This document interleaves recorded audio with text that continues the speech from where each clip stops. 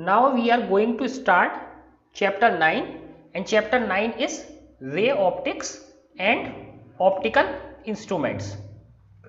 So this chapter is about optical instruments and lights. So optics is a study of light and its behavior. But this is not only optics, it is ray optics. So first of all, let us understand what is a ray. So let us go back to some kind of geometrical study. So what is a line? A line is a segment which is straight and has no ends, can be extended up to infinity. But what about a ray? So ray is very similar to a line. So it originates from some point A. So let us take this point A and it extends up to infinity. So this is called ray, and it travels in a straight line. It travels in a straight line. So this is called a ray. So in this approximation, we will study light as a ray. So if we have many collected rays, if there are many collected rays, then this collection of rays is called a beam. If there is a single line which is originating at some point, that is called a ray. So one end is or source is known, but another end or its end point is not known, then it is called ray. But when we have more than one ray, we call it a beam. Now let us understand some of the geometrical things, some of the geometrical theories. So first of all, let us go back to our trigonometry.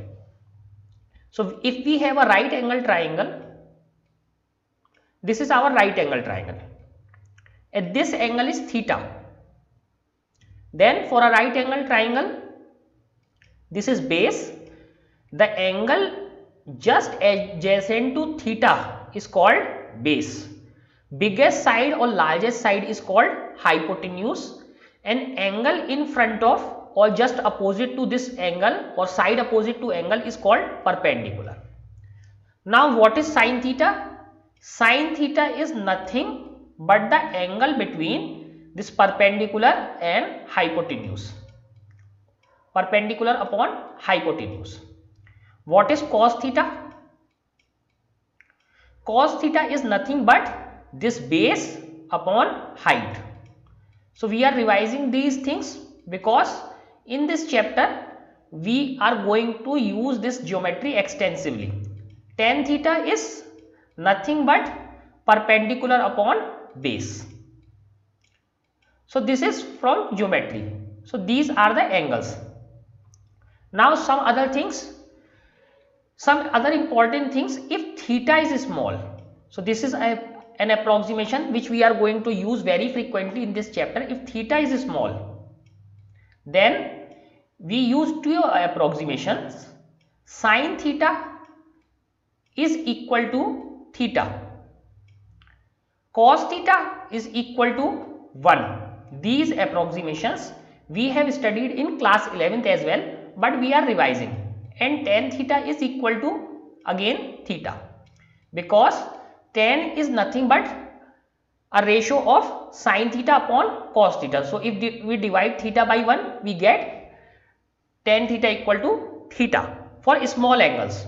And in this chapter we are going to use this approximations many times. Sin theta is equal to theta, cos theta is equal to 1, and tan theta is equal to theta. So please remember this and note these things down. Apart from this, we are going to use some other geometrical things. So let us understand those things.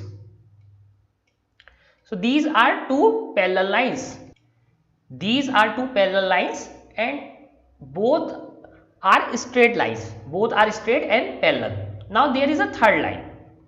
There is a third line which is cutting. Again, this is also a straight line which is crossing both these lines, both these parallel lines. Now let us understand one more concept about corresponding angles. Corresponding angles. So what are these corresponding angles? So this concept is also used very frequently in this chapter. That's why we are learning about corresponding angles.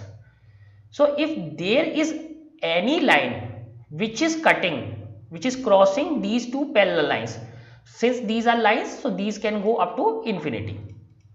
These can go up to infinity, or we can say these are line segments. These are line segments. So if this third line is crossing these two parallel lines, there are certain properties associated with the angles. That's why these angles are called corresponding angles. So let us see what are corresponding angles. So let us name. So this is angle number 1, this is angle 2, this is angle 3, and this is angle 4. So we have named these angles. Again, from this side, this is angle 5, this is angle 6, this is angle 7, and this is angle 8. So since this is a straight line and this is also a parallel line, both are parallel. So this angle 2 must be equal to angle 6. Angle 2 must be equal to angle 6. Similarly, since this is a straight line, whole angle is 180 degree, this angle 1 is equal to angle 5. Angle 1 equal to 5. Now this angle 6 and 8 are opposite angles, are opposite to each other. So this angle 8 and in this triangle, in this segment, angle 4 are also equal. Angle 4 and angle 8 are equal. Again, last, since 3 angles are equal, then fourth angle must be equal. Angle 3 is equal to angle 7. So these are properties of corresponding angles. So now number of angles has been reduced to 4. Previously there were 8 angles. Now the number of angles has been reduced to 4. The angles on the inner side, this 4, 3, 6 and 5 are called interior angles. These are inner side, these are called interior angles. Interior. So this is interior because this is inside, so this is called interior, and these angles are called interior angles. Now alternative. So what is alternate? 4 and 6, because if you write in this form 3, 4, 5 and 6. So 4 and 6 are alternate and 3 or 5 are alternate. So in this figure, this 3 and 5 are alternate interior angles and 4 and 6 are alternate interior angles. So what we can see from these figures, these interior angles, alternate interior angles. So angle 4 must be equal to angle 6 and this angle 5 must be equal to angle 3. So 4 is equal to 6, 3 is equal to 5. But here what we have seen, angle 2 is equal to angle 6. So ultimately what we have, angle 2 must be equal to angle 4 because angle 4 and 6 are equal. So angle 4 must be equal to angle 6, must be equal to angle 8. Similarly, this angle 1 is equal to angle 5, that means it is equal to angle 3, must be equal to angle 5, must be equal to angle 3 is equal to angle 7. So ultimately we have only 2 angles remaining. So let us say this angle theta and this angle phi. So ultimately, if a line, straight line is crossing two parallel lines, there can be only 2 angles. There can be only 2 angles. So let me make this again. So these are our parallel lines and this is the line crossing.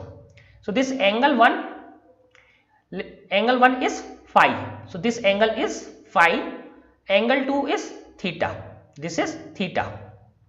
This angle 4 is theta and this angle 3 is phi.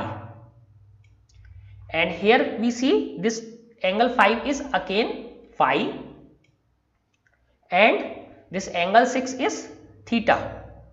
Angle 6 is theta and this is theta, this is phi. So ultimately there are two angles.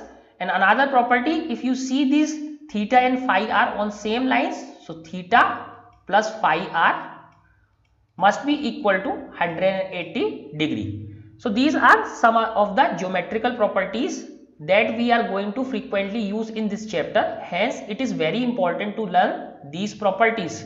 Ultimately we have only two angles, theta and phi, if we have a parallel set of lines, and third line is crossing these two parallel lines. And we learned that theta plus phi is nothing but equal to 180 degree.